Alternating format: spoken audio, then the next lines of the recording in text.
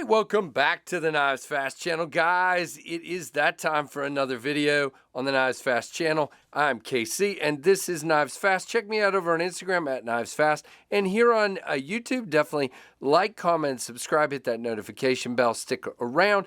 Check out a live stream there Monday nights at 7:45 p.m. Eastern, and we have a lot of community fun. So this is a 2-for-1 Vosteed review, okay? So you guys know I haven't had a lot of Vosteeds on the channel recently, but there's a string of them coming, and it sounds like Vosteed is actually going to send me something soon here, so that is awesome because they're doing some really cool stuff, and that is not seen any more clearly than in the two knives on the table. Now, I'm going to start you off just with some of the base thoughts and details, and then we're going to dive in and do like a really quick overview of each knife, but this will probably be a little longer video. I know you guys are getting tired of hearing me say that, but I'm trying to do more 2-for-1s, more comparisons, more of these kind of things because I've heard from you guys that that's what you like to see, so in that case, it's going to be longer. Now, the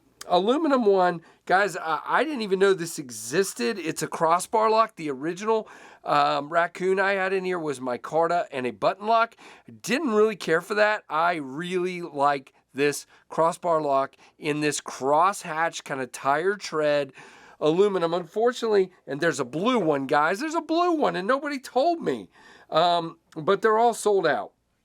It looks like there was a blue, an orange, a purple, and what is that one? Black. All in aluminum, all sold out. They were $72, and they're sold out. But I bet if they were that popular, they will bring them back. So, again, I will leave a link down below, and you can check that out. Now, the second one is the Vosteed Dachshund.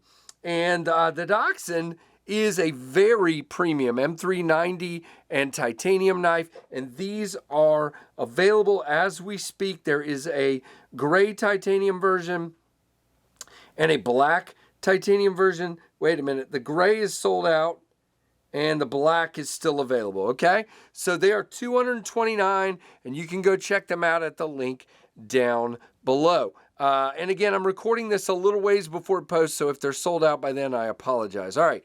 Let's do the Dachshund first. So here is the Dachshund, and right off the bat, you can see this really cool Wharncliffe blade. You have a very nicely tensioned crossbar lock. I am so impressed with what feels like a detent, guys. You know, these don't have detents, they have springs. Well, this spring tension is dialed to such a degree that it feels like a knife with a detent. You do have a front flipper as well, and if I can do it, that means it is done really well. You have a sharpening choil here that's pretty good. Your plunge does come out a little further than I would like. Probably going to end up with a smile after a couple of sharpenings.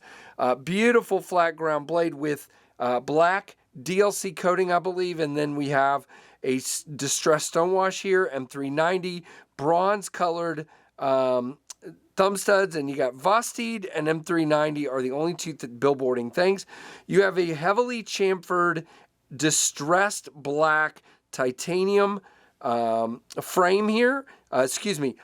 These are scales, actually. Underneath, you have full nested steel liners that are milled out very well. And that's what's supporting your crossbar lock. And again, the tension is done so well on these. In both cases, the tension is done so well, it almost feels like a detent, okay? So I'm very excited to see that. And you can see the action just snaps, well, if I don't screw it up, just snaps back down. Again, you have a Wharncliffe looking blade here, and I'm just jumping into both. This is weird. And more of a sheep's footy drop point thing over here. This is way more premium. You have black hardware here, black titanium clip. Looks like you got about that much sticking out.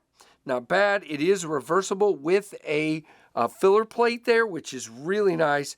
And there is a lanyard post in the very corner here that doubles up as a standoff, and I like that. Otherwise, we are completely open, running on bearings and dropping like a boss. And guys, this is a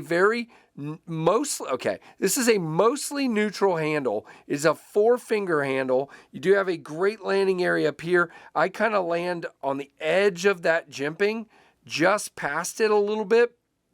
But it's not bad, and you know me, I don't have to have jimping. You do have a swedge, but it doesn't narrow it down too far that it feels uncomfortable. Nowhere to really choke up except this flat right here, so you can kind of go around that cutout if you want.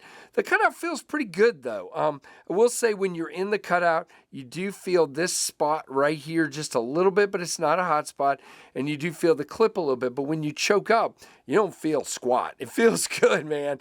Really, really good. Now, when this guy's out, yeah, I mean, we're locked up. Well, no blade play, no lock rock. And when we are closed, we are centered, and, you know, it doesn't come out to the end. It comes out, you can see it better from the back. It comes to right about there. But again, to give you enough room for that lanyard post, it's about all they could do. So, you know, I don't really have a problem with it. It's just something worth pointing out because some of you might care. Now, you can see you still have some of that sluggishness of a spring if you are lazy with what you're doing. If you're not, it is easy peasy, even for a middle finger flick off the studs. Just a great knife. Now, over to the Raccoon. This Raccoon, again, these were running like $72 in Nitro V and aluminum. Where was I? Why didn't anybody tell me about the blue one? Yeah, really nice. The texture, oh, by the way, let's go back over here. I forgot that. Good texture. The way they finished this titanium, yeah, I mean, it is grippy and it feels excellent. We'll get to cutting and comparisons in a minute. This guy, when you choke back, you are back, okay? You're at the end. You can choke up on this flat, though, as long as you stay away from the tip. Your plunge grind is golden.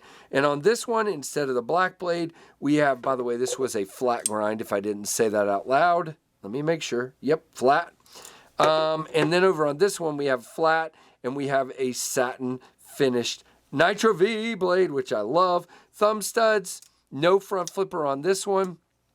You do have a more traditional, more, I guess, budget-friendly clip here that you have about that much sticking out of the pocket. And, you know, it is milled down into the scales, and you do have flat head screws. And you can see with your lovely, what's the word, Casey? You can see with your filler plate here. Now, interesting thing here. So you have your stop pin up here. You have another pin back here that I thought was supposed to be a lanyard pin. And then you have a lanyard hole. So I think that random pin is more about something holding the nested liners in place. And you do have full nested liners, not quite full actually. They're a little shy of being the full width. And they are milled like crazy for weight reduction. Which I think is really cool. Very open construction. Again, when it's open, no, not closing. Little bit of side-to-side blade play, but again, when I get a knife in for review, I do not adjust the pivot, if it's a pass-around knife especially. So I did not. And, oof, there's a little bit of lock rock on this one as well. Just, man, itty bitty, not worth worrying about. It's not going to unlock, I don't believe. Sure doesn't feel like it. So really, really nice. Oh, by the way, on this one, we are centered and we are much closer to the end on that one, as you can see, okay?